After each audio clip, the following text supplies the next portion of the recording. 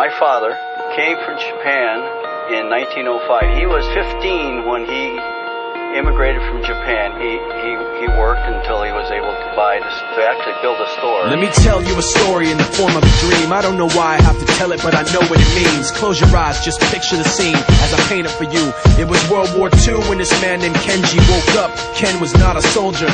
He was just a man with a family who owned a store in LA. That day, he crawled out of bed like he always did, bacon and eggs with wife and kids. He lived on the second floor of a little store he ran. He moved to LA from Japan. They called him immigrant. In Japanese, he'd say he was called Issei. That meant first generation in the United States, when everybody was afraid of the Germans, afraid of the Japs, but most of all afraid of a homeland attack. And that morning, when Ken went out on the doormat, his world went black, cause right there, front page news, 3 weeks before 1942, Pearl Harbor's been bombed and the Japs are coming. Pictures of soldiers dying and running.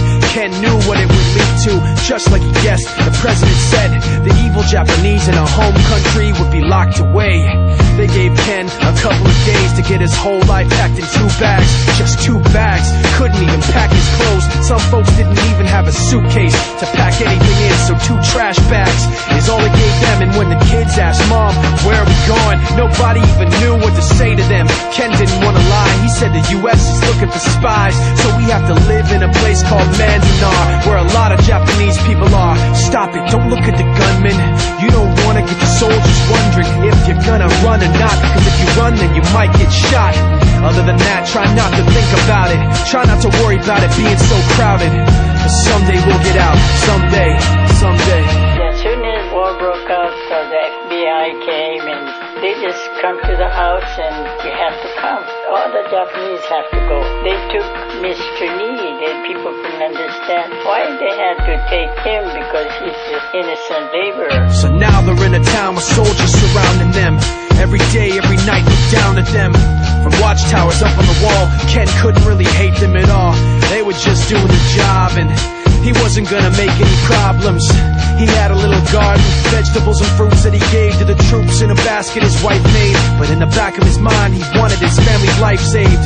Prisoners of war in their own damn country, what for? As time passed in the prison town, he wondered if he'd live it down if and when they were free.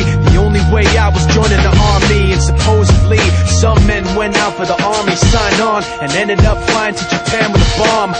That 15-kiloton blast put an end to the war pretty fast. 2 cities were blown to bits.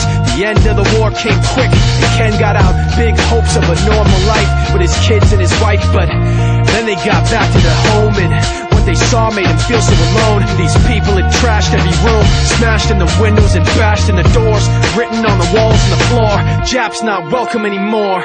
And Kenji dropped both of his bags at his sides and just stood outside. He looked at his wife without words to say. She looked back at him, wiping tears away, and said, someday we'll be okay, someday.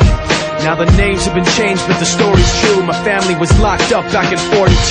My family was there where it was dark and damp, and they called it an internment camp. When we first got back from camp, it was pretty bad. I remember my husband said, oh, we're going to stay till last.